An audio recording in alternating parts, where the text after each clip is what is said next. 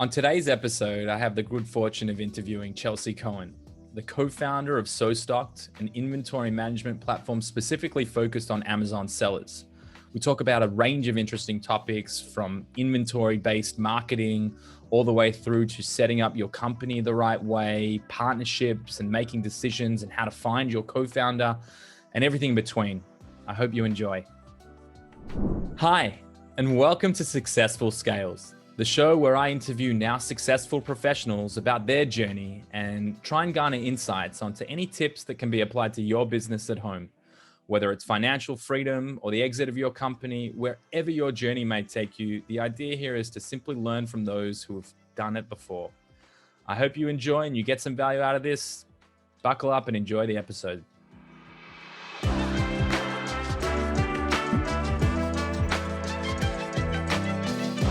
Chelsea, thank you so much for jumping on the Successful Scales podcast. How are you doing today? Good. Thank you so much for having me. I am very excited to talk about this subject. I love the subject of scaling, so I'm looking forward to it. Well, it's definitely one that you're pretty well adept to, just given your experience and everything that you're trying to help the Amazon community with. So really appreciate the time. And, obviously you and I know each other a little bit. We've been on a bunch of calls and done some things, but for anyone who's listening out there, I'd love to just hear a little bit about you, your experience, and give me the 101 on Chelsea and what she's up to. Sure. Yeah. So I started selling on Amazon in 2014 and got into kind of a little bit of the coaching space inadvertently, and started talking about copywriting and things like that. And so that was kind of my foray into the community, and continued selling my business, or it's not my business, but selling my products, and grew that to 7 figures, and started realizing that the margins were very tight, and I was stocking out. I was, over ordering in some things, fees were high, and started realizing that it was really a death by paper cut situation, where there was, the invoice would come in from, the freight forwarder, or the invoice would come in from the warehouse, and all of these invoices started kind of stacking up and really sucking the revenue out of my business. You price it out and you think you're going to be making 1% or one margin, and then you realize that you're really making another. And I realized I had to solve that. I had to fix the inventory side of the business. So I kind of dove in and decided to really understand that for my own business. Started looking for tools to help me out with that. A lot of the tools didn't really make sense. They were these algorithms that I couldn't understand. Sometimes they worked, sometimes they didn't, depended on the SKU, and I couldn't adjust or make any changes to them. So that's kind of where I got the idea that I needed to build something, because all the mastermind colleagues that I was talking to said they tried everything, they'd gone back to spreadsheets, and it was just eating up my time. So I decided to build something, and I had no idea how to get started on that. I had an idea of how it should work. 2 weeks after making that decision, I ran into someone named Dan Fernandez. He's the co-founder of Thomason.com, and he was complaining that he was bored and he needed a new software project. So it was kind of a perfect fit. We got together and we put together the software SoStocked, and that's kind of where we're at right now. Is I've got my business, I've got my copywriting agency, and then SoStocked is really my big project that I'm focused on right now and is growing. And we're helping sellers to increase their profit, not run out of stock, be more organized, and that's really where my passion lies right now. That's awesome, Chelsea. I mean, it's so cool to kind of see the evolution of how you've identified the problem. You're already helping people in this space. And then, as a result, I mean, it's crazy how serendipitous that is. 2 weeks out, you meet someone and there's your co-founder right there. I mean, that's unbelievable. I mean, it's a real sign. It really is the power of networking too. If I can make a plug for networking, people talk about networking, and, and sometimes you say, oh yeah, of course it's important. But it really is like we connected up for the weekend, at this event we were both speaking at, and we literally have not seen each other in the flesh since that weekend 2.5 years ago. So it's just really crazy how this whole space is like you can actually meet your business partner, and have an idea and connect and make it happen immediately. And it's not like you necessarily have to have known the person for half your life and then you can truly trust them. It's like there's possibilities all over the place. If you have an idea, and you just need someone to help you with that, like minds come together in this space if you are willing to communicate to others about your ideas.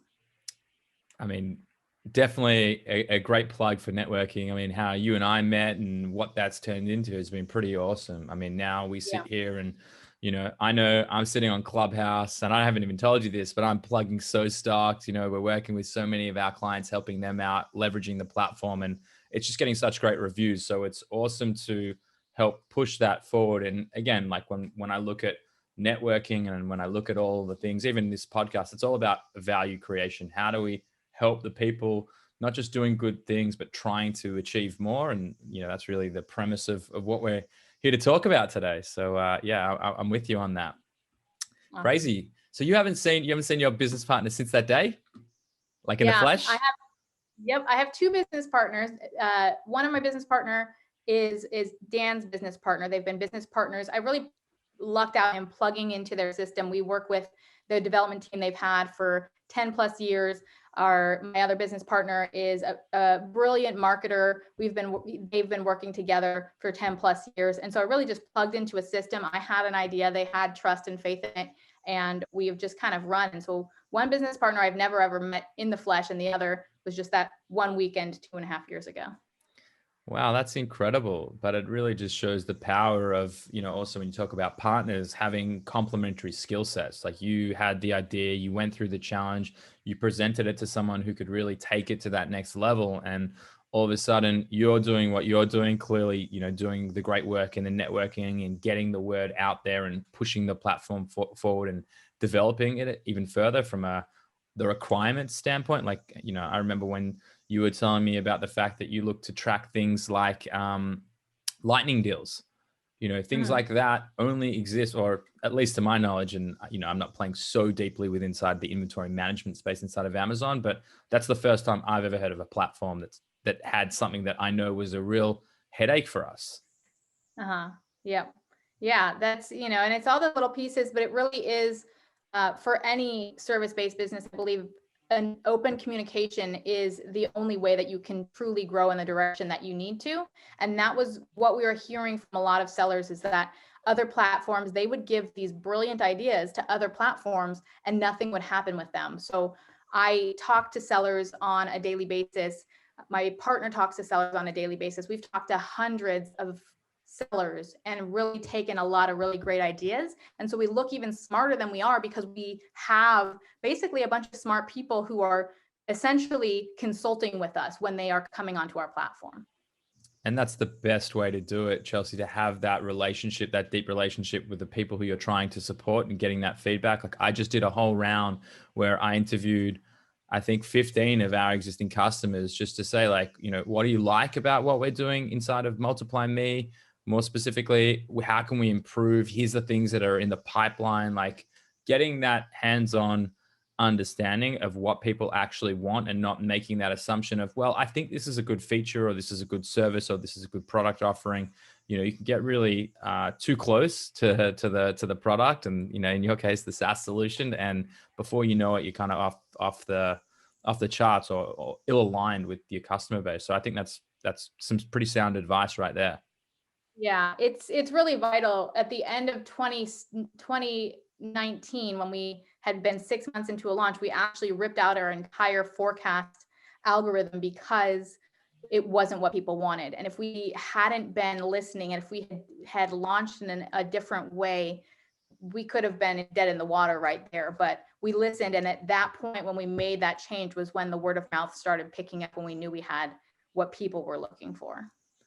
Awesome. And just to kind of break that down, you're talking about, as I understand it, short feedback loops. and making sure that you're actually understanding at each stage, well, what's happening, and you can iterate. I think to throw another one out there, fail fast, fail often. And it sounds like Yes. you really corrected that direction and made some good decisions. Yeah, exactly. Yeah. Short feedback loops, that's what's important. And that's why we'll always have an open line to our sellers. It's been what has been successful. And I think that businesses start to go awry, especially in the Amazon space, and especially probably in the Amazon software space, when they start bringing in customer support that doesn't have some sort of a system to relay what is being said. And so that's one of our plans, is when we start bringing on more customer support, when we start stepping back from having such a close tie, to create a system where we can get that feedback on a regular basis. What are people saying, and how many of them are saying it? Is it just one person squawking, or is it the majority of people feel that way? Yeah, I mean, really, it's something that I feel like so many people miss that opportunity and might be too scared to listen to the people using the solution, or the people purchasing the service or the product. And it's so key. I mean, when you look at Amazon specifically, people legitimately build products on negative reviews of other products. You look at what people hate in the product, and then you just simply go ahead and you build exactly what people are asking for inadvertently. Yes, exactly. And in my copywriting agency, that's the pillar that we are built on, is that we leverage that and we market towards that. We look at competitor negative reviews and we talk about how we have features that don't do that. Is that not just making the product better, but also in your listing conveying that the product is better than what the negative reviews of competitors are saying. Love it. Absolutely love it. So, okay. So, I mean, we've already touched on a lot of great points here, and, it's pretty cool to see just how fast you're growing multiple businesses concurrently. You have a ton of experience across the board with each of your partners, and it sounds like you've picked some pretty great ones. So kudos to you. I definitely have been on the receiving end of what that looks like to not do that.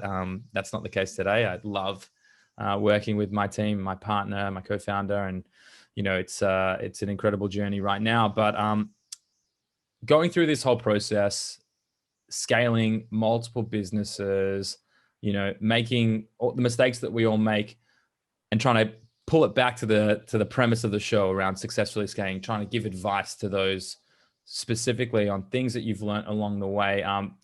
What's some of the areas that you sort of lean into and you say, if someone had told me this, I really would have made some better decisions and probably saved a lot of time, maybe a few less gray hairs, not that you seem to have any, but what's some of the advice you might offer to anyone listening out there? Yeah, and especially because I think we're gearing towards Amazon businesses. One of the reasons that I went into inventory, having a system is extremely important, and scaling really, I call it the McDonald's effect. It's having a system, and that's why McDonald's won out over all of the other burger chains that existed at the time, as they created systems. Push this button for hamburger, push this button for fries. And that's really what your inventory needs to be. And really, if you're going to truly scale, you need to get those things off your plate. A lot of sellers come with this idea that they just go by gut feel. They just know. They just go by gut feel. They just know. And you can never pass a job off of gut feel. You can never give a VA the task to, keep me in stock based on my gut feel. So creating a system is extremely important. And that's something that I wish we had done more of in the beginning, is creating systems so that we could pass things off, because it was always, I can do it better, and it takes too long to train someone. And I've gotten a lot better at filming videos, sending it to my VAs, and also hiring VAs that can really take responsibility. I think that's a huge part of scaling, is that you have to hire the right person. Right now, there are a lot of great people because of what's happened with COVID. People have lost their jobs based only on the fact that the economies have shifted. So we've gotten some great people on board who, the correct answer when I asked the question, can you do this? The correct answer for me, immediately hired the guy, was, if it's on YouTube, I can learn how to do it. And so that's like one of those things, Love hiring that. people. really passing on, filming a video and passing it on to someone who can actually just take the video and run with it. So I think it's a combination of being willing to let go, and then creating the first system you create is really the system of passing those things off.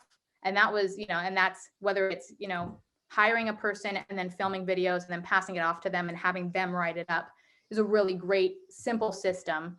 But just taking the time to do it. I always feel like, oh, I don't have the time to do it, but it actually takes me more time to do the task than to pass it off to someone and teach them. I mean, you're touching on so many just great points here. You talked about systems, and how we as a business look at systems is the breakdown of people, process, and technology, and having them work in harmony together. And there are so many things that as you're starting out, if you put in the planning and you do the work up front, and you're only moving marginally across the growth of the business or the trajectory, you don't need to have these massive swings and deviate from what is the plan. But if you don't have that plan in place, you really start to see those things. And I feel as well when you talked about recording the videos, and so many people get stuck working so deep within inside of their business that they never get a chance to work on it and let their creative genius, or be the quote unquote entrepreneur that they aspire to be, live out, because they are so focused on thinking that they're the only one who can do it, where in reality,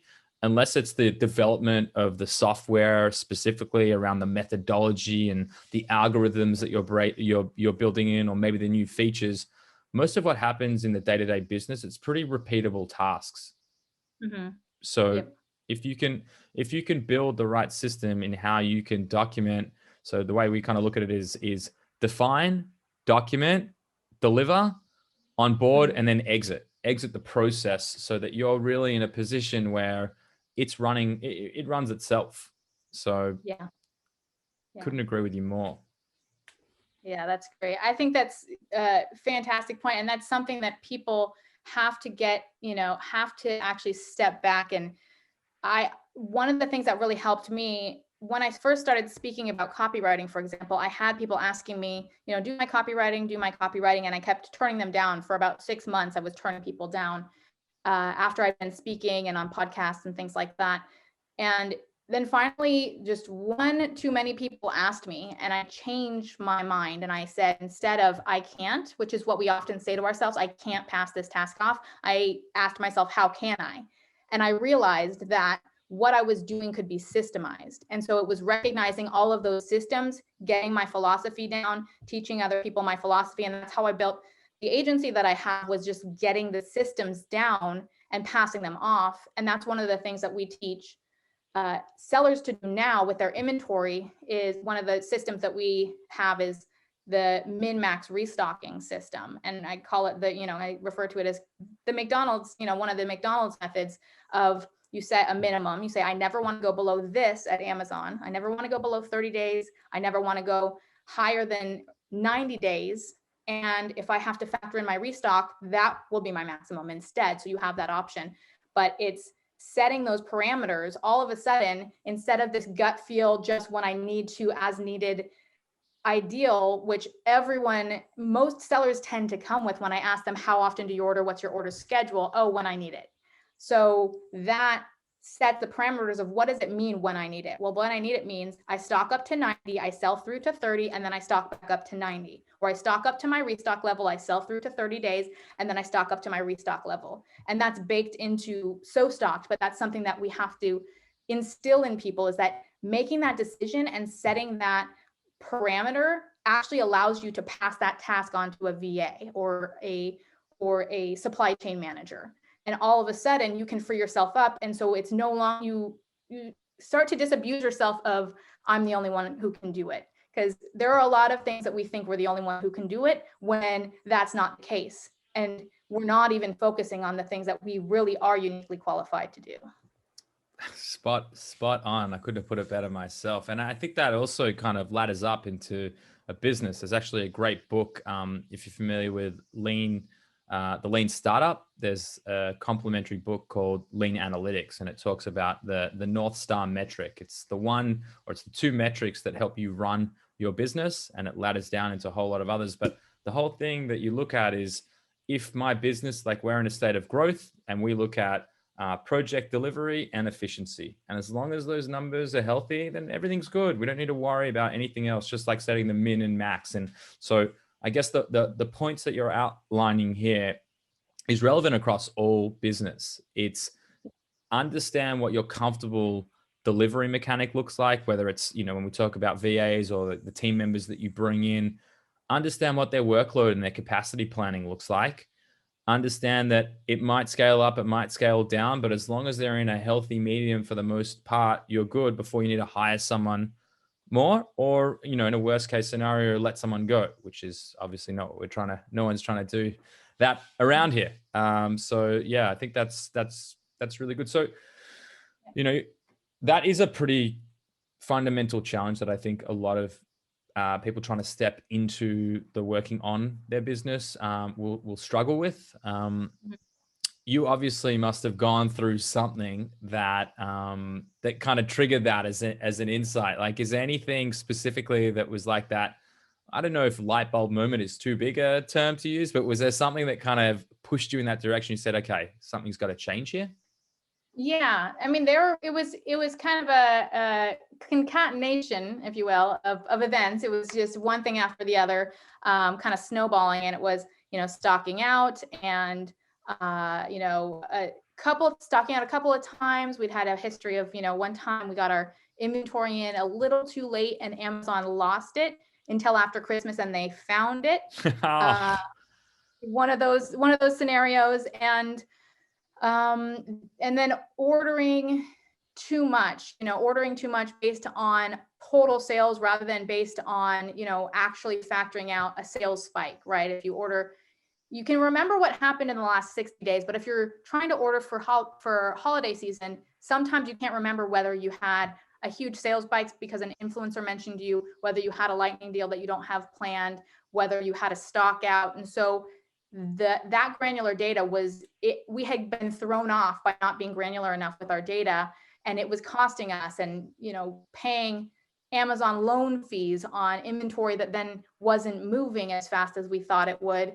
All of those things, we started to look at the profit over time just kind of eking down, and I realized that was a big problem in our business. And so I dove headfirst into the inventory management, and it just consumed the rest of my time. And I realized how much there was involved in trying to set up a system, and then constantly not remembering, trying to keep track of everything. It was very messy. It was very sloppy. And I was looking for something and I couldn't find anything. And it really was that, just seeing the profit decrease. And then in trying to increase the profit in that area, my time was then being sucked away.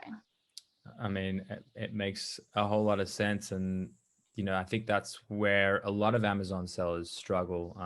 We're talking about the fact that we're in a volume game business when we talk about Amazon for the most part. You're not selling. I mean, people are selling, but I wouldn't say that the norm is to sell a $2,000 product. That's not what most people are entering the game in. They're doing things at typically the lower level here.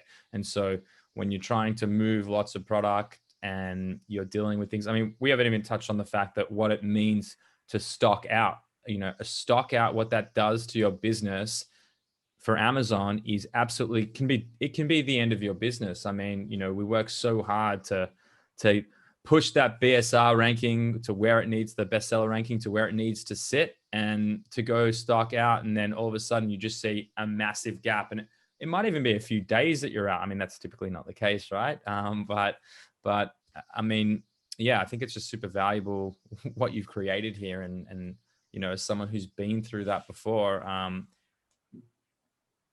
it's a lot of money that goes down the drain, and then your margins and the whole kind of principle around why you're running a business in the first place. And, it'd be awesome to be altruistic entirely and think that, it's not about actually making some money at the end of the day, but it's a necessary evil.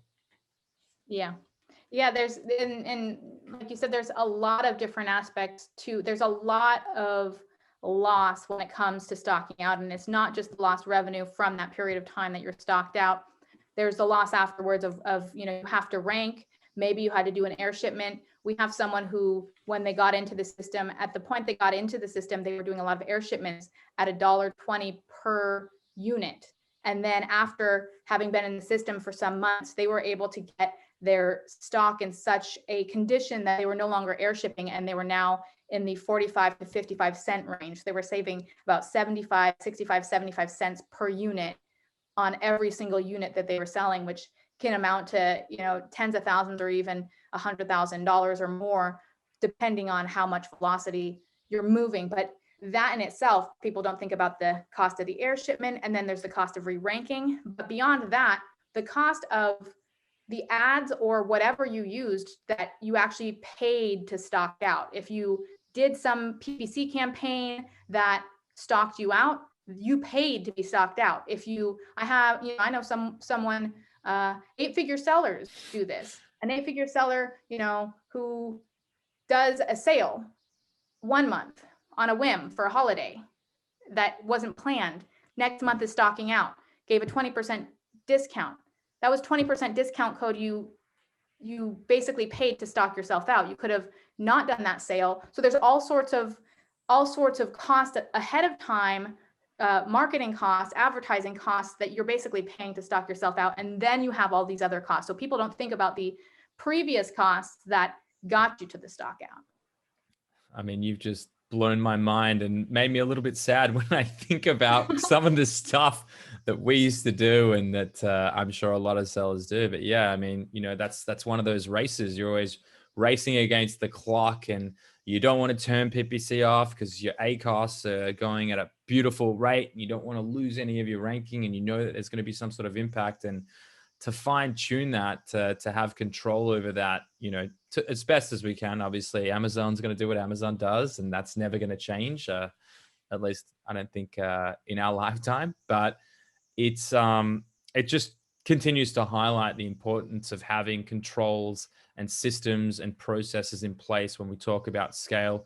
And I mean, an inventory management platform is the definition of managing scale, because we're not talking about just typically 1 or 2 products here. We're talking about serious volume. And when you start to hit 100,000, 200,000, 500,000 units a year, that's 70 cents that you just mentioned. Yeah. We're talking about a lot of money here. Yep. Yeah, it's true. And to that point, that's one of the things that we're starting to try to inspire sellers to look at is, I wouldn't say inventory led, but inventory minded marketing and scaling. And, so inside of SoStocked, you can put all of your marketing plans. And that's where some of those other systems fall down, is that they'll give you past data to try to inform your decisions, but that doesn't include your future plans. And so, I've had people who say, a good friend of mine that we've been selling for pretty much the same amount of time said he realized after years of being in business, he goes, I just realized that I have not been growing because I've been placing the same order month after month for a long time. If you're not placing orders to scale, you're not going to scale. You're not going to be marketing minded, and you're not going to have to move that inventory. So, inside of SoStocked, you can put your marketing plans. You can put, if you're going to have an email campaign, if you're going to have a lightning deal, if you're going to have a sales spike, if you want to increase, your PPC spend, all of those things. But at the same time, you have the ability to create reports. You should be creating a report that's a stock out report and send that to your marketing team, so they know which SKUs you're getting close to stocking out on that they can't push. Maybe they turn the bids down on those, temporarily until you come back into stock, or maybe you have overstock and you have an overstock report. And no longer are they just focusing on the hero products, which is what tends to happen. Mm-hmm. You can now market across your entire catalog. You can push the overstock. You can liquidate the stuff that's selling below whatever you define as a slow moving product, whatever that sales velocity is. You decide that you're going to get rid of those. You're going to get some of that capital back. And now you're focused on marketing also for cash flow and moving that cash flow, because cash flow equals scale. Without cash flow, you're not scaling at all. And so having the thought or the idea or getting the concept that we're not just talking about marketing when we're Amazon sellers, which is what we love to talk about. We're talking about marketing inventory and cash flow and how they work as a full system or cycle, and they all feed into each other. And if you're not syncing all of those up, then you're not going to effectively scale. Jeez. Chelsea, what did you study?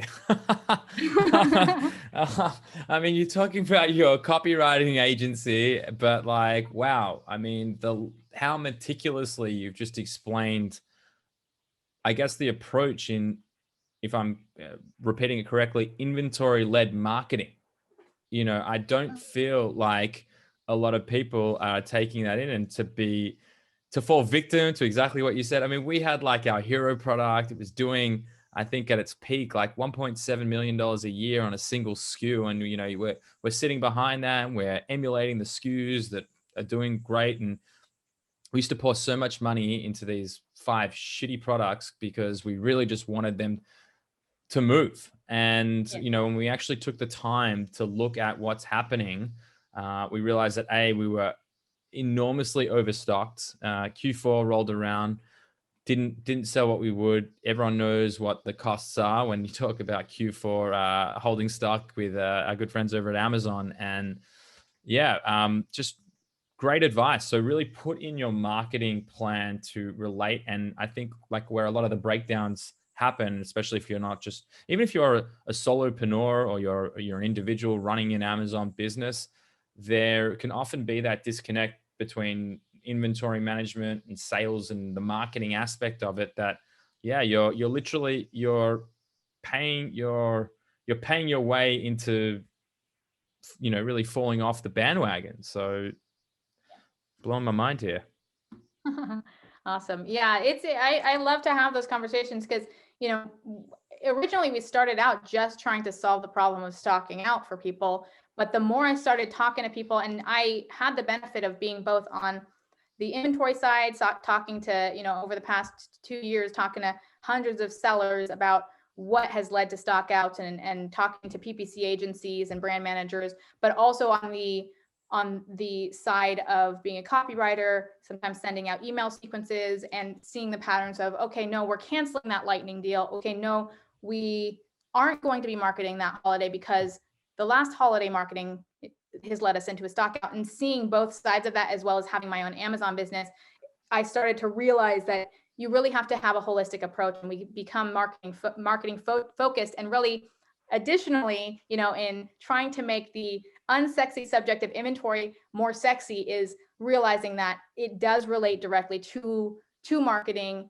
And, and that's often the way that you can get people to listen to you in that space is, hey, talk about marketing and how marketing relates, but you know so much about the processes side of things, and can see how all of the teams need to work together. And that's one of the things that at Multiply Me you do really well, is building out those processes and seeing how those things connect, because we often have there's a disconnect. When I talk to a lot of inventory managers, they don't get that data. They don't get the data from the marketing team. And it really is, if your business is going to run smoothly, there has to be a connection or a link between or across departments. Yeah, absolutely. I mean, we're doing things like building our communication plans and strategies on how people can better leverage the teams that they're working with. And, at the end of the day, when we talk about all these people building these businesses and e-commerce businesses and Amazon businesses, at its core, it's the people driving them that make the difference. And if they don't understand what it is that they need to do to feed into that system, then everything breaks down. So I love that you are helping push forward the connection between marketing and inventory management, and having inventory-led decisions on what's working, because at the end of the day, you really have to take control of what that bottom line looks like. And if you have an understanding of what your margins look like, then that's at least the first stage, is understanding before you can take action. Mm-hmm, definitely. Yep. So really enjoying chatting with you here. And I'd love to ask you a few more questions before I let you get out of here. Sure. But when you've gone on this journey, right? And you've clearly created some really intelligently run businesses that are doing great. And, I know I said it earlier, but we work with a lot of your customers and they are stoked about SoStocked and the impact it has to their business. What's one piece of advice that you would give to someone, kind of, whether it's just starting out or also running a business? Like, what would be kind of a piece of advice that you might give them so as not to make some of the errors that you've come through along the way? Mm-hmm. Let's see, one piece of advice. I think, I mean, knowing my personal weakness, like we said again, is not trying to do everything yourself, and compartmentalizing some of those things. Um, realizing what your strengths are, and then being willing to invite someone else in. I do work with people starting out in business as well, or people who have done well despite some of the skills that they don't have, and being willing to sometimes pay for the services or reach out to a resource that you need, instead of trying to do it all yourself. I think that's I mean, obviously, I met my partners. I would not have ever even tried to build a software without working with someone else. So being willing to reach out and to find those resources, and realizing what your strengths and your weaknesses are, has been really something that I think has been of value. And the hardest lesson I've learned, and I learned it very late, was just outsourcing to people, giving people, realizing that I can't do it all my own, and I shouldn't be doing it all my own. And I need to be patient with people and teach people what I know, if I'm truly going to get those things off my plate. Otherwise, I'm just going to be crazy, and I'm just going to be running around, hating the world and feeling like the martyr, which I've done in the past before. So, that's how I know that happens. Passing those things off sooner than you think you should. I think that is such sound advice, and something that I think a lot of people, especially entrepreneurs, they try and take on everything themselves, and they think that they're going to be the best at it. And the reality is, we're not going to be good at everything, far from it. And so either leveraging a professional's help, learning from them, bringing it in, outsourcing it, whatever that road might be. I think that it's really smart. Like, be good at that one thing that you bring to the table, lean into it. And, I feel like people will give contradicting advice to what I'm saying, but what's definitely worked for me, and it sounds like it's worked for you too, is to be who you are at your core, and improve on it, and just accept that, I'm never going to be the best at inventory management. So I'm going to speak to you, Chelsea, if we get back into the Amazon game and, have it sorted. But amazing. Well, Chelsea, it's been an absolute pleasure. Thank you so much. Before I let you go, for anyone who wants to get in touch with you around copywriting, SoStocked, or anything in between, what's the best way that they might be able to reach you? Yeah, sure. So SoStocked.com is my website. And you can find me on Facebook as well, SoStocked on Facebook. And you can also send me an email, chelsea@sostocked.com. For copywriting, you can reach out to me the same way. We're redoing our website. We're rebranding on that. Currently, it's badassbusinessbuilders.org. But you can reach out to me at chelsea@sostocked.com if you have information, or if you have questions about copywriting as well. Awesome. And also, being a copywriter, I love the name SoStocked. I haven't told you that before, but I think you've nailed it. It's great that you got the domain as well. So awesome stuff. Well, Chelsea, thanks so much. Really, it's been an absolute pleasure, and look forward to continuing to partner in any way we can. Awesome. Yeah. Thank you so much for having me. It was very fun to talk about this stuff. I'll have to get you back on once we hit that 50 or 100 episode mark. Yes, very happy to. We'll probably be in a different place. We'll, by that point, hopefully be into cash flow and maybe even logistics by then with the software. Wow, you guys move fast. I'm talking about maybe a month or two. Oh, maybe not a month or two. I'm joking. I'm joking.